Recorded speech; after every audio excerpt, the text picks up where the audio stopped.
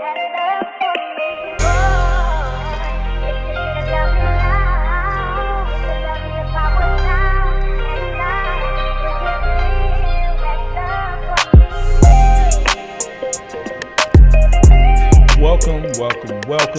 the Knowledge is Free podcast. I'm your host, Maurice Dobbins, aka Reese, aka Mo Value, as for Mo, all of the above. It is I and him, and I am here today to talk to you about the word peace. What does the word peace mean to you? How do you obtain it? How do you keep it? But more importantly, when you lose it, and I mean when you lose it, because none of us stay in this state. When you lose it, how do you regain it? Okay. If you have been one of the followers with me through this amazing journey, this process, you know, or you may have been able to sense that the things that I've chosen to talk about, the topics that I choose to talk about are things that I am currently experiencing or I have experienced. And I want you to know and understand that this is a vulnerable state. I do feel like in order for me to reach out to the people that I desire to reach out to and give them understanding and all of the above, like it takes a level of vulnerability. And for you guys to know and understand that these are things that I deal with or I have dealt with. So therefore, it makes it relatable to you. So I hope that this reaches a part of you and helps you understand that you're not alone and that, you know, it's normal. It's normal to go through these things and feel and experience. And so just know that you're not alone in this. You're not alone in this process. So I'm excited to bring this topic to you because, again, this is something that resonates with me. And it's been a journey of mine also for me to, you know, just to navigate through it and find a better understanding through it all. So without further ado, let's take a deep dive into the word peace and what does that mean? And what I've been able to gather is peace in its most basic sense refers to a state of calm and tranquility, particularly the absence of war and violence. It also encompasses harmony in personal relationships and freedom from upsetting thoughts and feelings. I love that part. Beyond the absence of conflict, peace often involves a dynamic process of building trust, cooperation, and understanding between individuals and groups.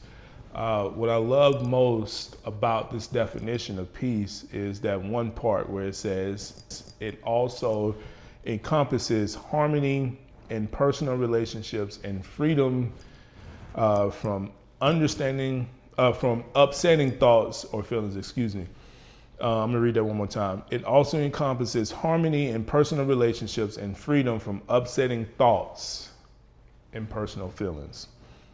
I love that part because if you are an overthinker like I am, I will tell you I am an overthinker. That part resonates with us the most. It also encompasses harmony in personal relationships and freedom from upsetting thoughts and feelings. If you are an overthinker, you know and you understand that peace is something that is hard to come by. You can think of something that happened years ago, not moments, but years ago, and you can relate it to something that just recently happened, whether if it's with an actual person or a moment, whatever it is. You can relate those things, and then you can just you'll think back and you'll be like, y'all, you know what? This is why that happened. Okay, well now that makes sense, and you start piecing things together. That's what overthinkers do, and this is why it's so hard for people like us to find and keep peace in our lives, because our mind functions in a totally different way from others out there. So this is not just for overthinkers, but in particular, if we want to pinpoint, a certain group of people, for overthinkers, peace is really, really hard for us to come by. So that part should definitely resonate with you. It's hard for us to consistently find and live in peace. It really is. So it's important for us to surround ourselves around the right people, people who we can truly trust, people who won't portray us, people that won't just blatantly lie to us, because these are the things that truly trigger us into going into these spaces that are hard, and I mean truly hard for us to come back from. So, again, peace for us overthinkers, it's really, really tough for us to find it and keep it, because our brain, it just functions in so many different ways. Now that we know the definition of peace, let's move on to how can we obtain it. And I hope that you were able to look back and watch my previous episode, which was about identity, because identity really and truly ties into peace. Like, you must know who you are, the what's and how you are, in order to obtain peace. Okay, you have to have that understanding, because if you don't know who you are, what you desire, what you like, the people that you desire to keep around you, the environment that you desire to be in, you won't truly understand what peace is, because it takes you to understand those things in order to find peace. Otherwise, you're going to continue to chase a high. If you don't know who you are, you're going to chase a high. You're going to chase what you think you should be, or what other people think you should be. Again, going back to my previous episode of what identity is, the perception versus true identity. If you're chasing something, that's because you're chasing a perception that somebody has given you, other than knowing who you truly are and standing on that. And so, in order to obtain true peace, you must know who you really are. And once you know who you really are, you know what you're seeking. You know what it takes to find that peace. You know who you need to surround yourself around to find that peace. You know the environments you need to put yourself in to find that peace. Pastor Leon, he told me, he's in a space to where it doesn't matter what you do to him, what you say about him, how you act towards him. None of that really matters. None of that matters, because he is so content with who he is, and the person that God has made him to be, that it doesn't matter what you do to him or how you treat him. Like, he will still remain who he is. He will still help you. He will still give you guidance and lead you in the right direction, no matter what you may do to him or how you act towards him, etc. That is a level of peace that everyone, and I mean everyone, should obtain or try to obtain, because that's true. Number one, that's true identity, knowing who you are and what you are, and also understanding that there's no person, place, or thing that can affect, who you are and your true identity. There's nothing that can affect that, and I admire that, and that's something that I truly desire to reach myself. Okay. How do you keep it? How do you keep peace? Well, that comes down to consistency. Consistency in who you keep around you, the things that you do, the places you go, the environments that you place yourself in. All these things, they factor into whether or not you keep peace in your life. the people, places, or things that they matter. Okay, so you keep peace by making sure you surround yourself around people who desire the same thing that you do. The environment must be peaceful.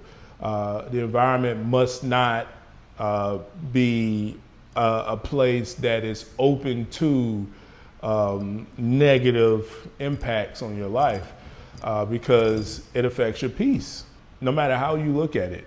And again, it goes back to things that I discussed in my previous episodes about one being that every room, every place, every environment doesn't deserve your presence.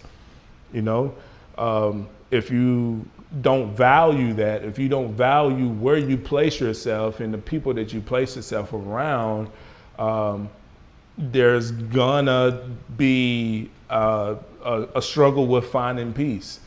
There's no way that you can find that or keep that if you don't value who you place yourself around and where you place yourself, and environments that you place yourself in. If you're not conscious of that, there's no way that you can keep peace. Okay. And then moving on to the last part, when you do lose it, how do you regain it? Okay. Well, the first thing that you do in regaining peace is you pinpoint when you lost your peace. That's the most important part. You have to know when you lost the peace. And once you find out when you lost the peace, you can then identify who or what caused it. Okay? You have to find that timeline and pinpoint the timeline of when you lost it in order for you to figure out who and what caused it. Okay? And once you are able to pinpoint who and what caused it, you can then remove them or that out of your life. It takes a level of selfishness to be able to do that. Us as people, especially the caring ones, the givers, we place value on being a part of people's lives. We place value in what we can bring to other people. So therefore, sometimes it's hard for us to separate ourselves from people. That's why I say it takes a level of selfishness. You have to be selfish to a certain extent to be able to separate yourself from that person or from that particular place or environment. You have to put yourself at the forefront of all of that and understand that in order for me to attain true peace, in order for me to obtain or understand my true value, is that I have to put myself at the forefront and understand that I can't be who I need to be for other people around me that deserves me. Key word, deserves me. For the people and the places that deserves my presence, I have to be able to separate myself from those who don't. To be able to distinguish between them. And I think that is the most important part of it all. You have to be selfish to the point to where you know and understand that everybody and anybody or any place or environment doesn't deserve you. Because if you don't take value in that and put emphasis on that, you put yourself in danger of not finding the peace that you desire and that you need. It all goes back to putting yourself and understanding that you have to be in the right rooms and being around the right people. Knowledge is free, but you have to know that you have to be in the right room and around the right people for it to be free. So until next time, peace and love. Knowledge is free. We'll see you soon.